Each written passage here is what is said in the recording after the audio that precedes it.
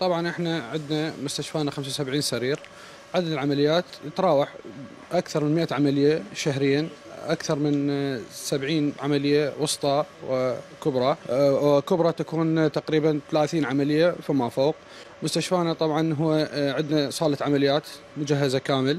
عندنا عدد المراجعين اللي يجونا يعني خلال شهر تقريبا للطوارئ تقريبا 3000، للاستشاريه 2500. عدد الفحوصات اللي يجريها مختبرنا تقريبا 15000 فحص كامل. الاستشاريه عندنا اقسام جديده راح تنفتح ان شاء الله، بنايه جديده الاستشاريه وبنايه دار الاطباء وبنايه المذخر.